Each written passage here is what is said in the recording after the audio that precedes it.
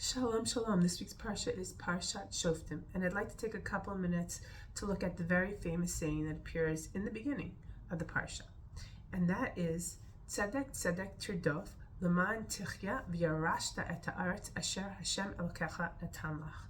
And that is interpreted as righteous righteousness you shall pursue, so that you will live and possess the land that Hashem your God gives you. And this Parshat Shoftim is talking about establishing a court system and having this judicial system put in place so that chaos does not ensue and that there's law and order in the land, and that this is extremely important, and it's the first thing that needs to be done before they physically inherit the land. So it says righteous and righteous twice. It talks about that, the judicial system, and it equates it to the land of Israel. It connects it by this word v'yarashta, to inherit. So what the pasuk is telling us is that the land, that living in the land, it's a vital part. It has to be connected, the Yerusha, the inheritance of living in the land, with having tzedek, with having righteousness, with having justice. And that in order to live in the land, and that is our Yerusha, that is an inheritance, we have to have justice. And further, I want to discuss this because this word, Yerusha, that connects the justice and the land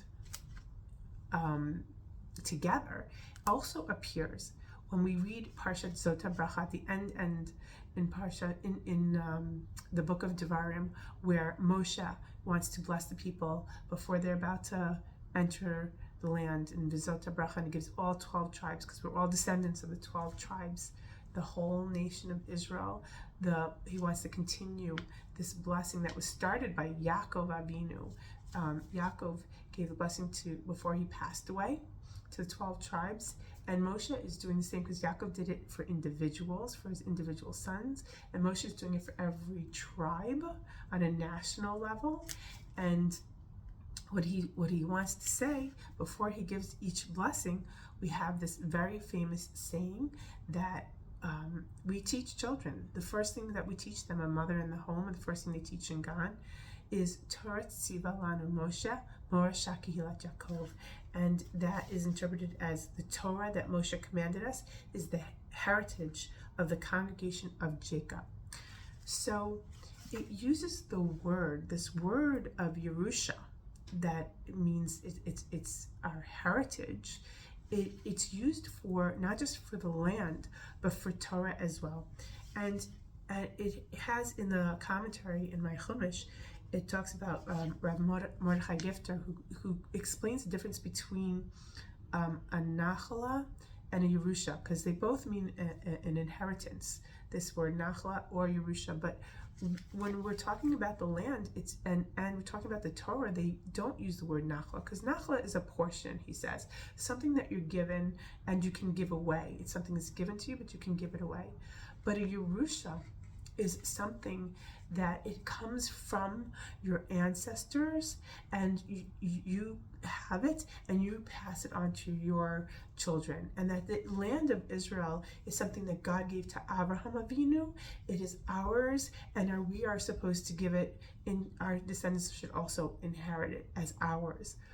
But the most important thing is the connective force, that when God gave the land to Avram, and he told him to look, and we also sing this, Yama v'kedma safona v'negba, and all look around in all the four directions, traverse the four directions, that this land is yours. And we talk about north, south, west, and east. The land is yours, and physically, yes, this is true. This beautiful country and all around it is ours as an inheritance, but also so too the Torah, and not in a physical representation, but to speak about it on this level of when we say right, north and south, like what came before us, our ancestors, right?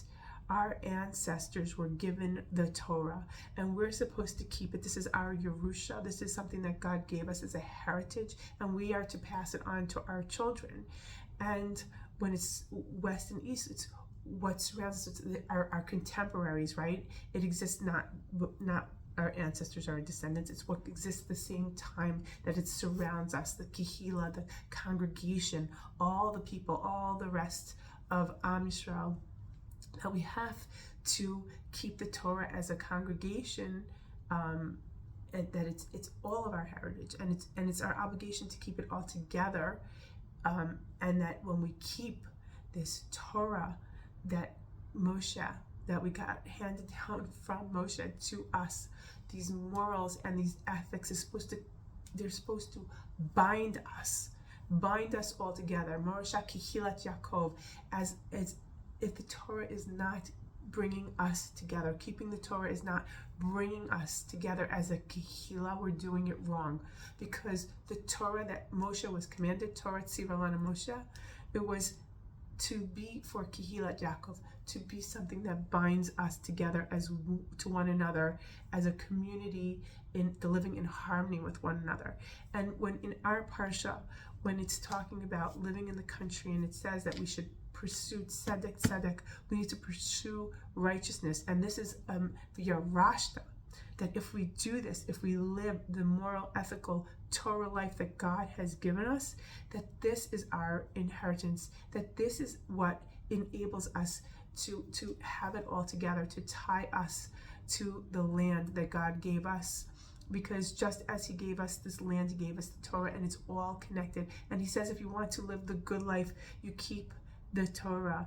And then, like I said, it's then you will inherit the land. It says Asher Hashem Elokecha Noten Lach, that God gives you. It's a constant giving of God to us, meaning that if we live in the land and we live moral, ethically, we follow a just system, and we're not corrupt, and we're good to one another, this will have us continuously inherit the land and live in land in a good, comfortable way, not in a time of, not in war and pain and suffering, when we're not living justly, when we have a corrupt system and things are corrupt, we're not going to be living peacefully. God tells us that in our Torah. So what's important is to tzedek to dof, that we should be chasing after living a just, moral, ethical life, and then God promises that life will be good for us. So I understand we want this war to end. We want our hostages back. We want good, peaceful, harmonious existence in our land. But God's telling us it's up to us. Pursue justice. Constantly, let's run after, let's do what's right. Let's search out what is right, what is good, what's going to bind us to the kehillah, to the whole community, to one another.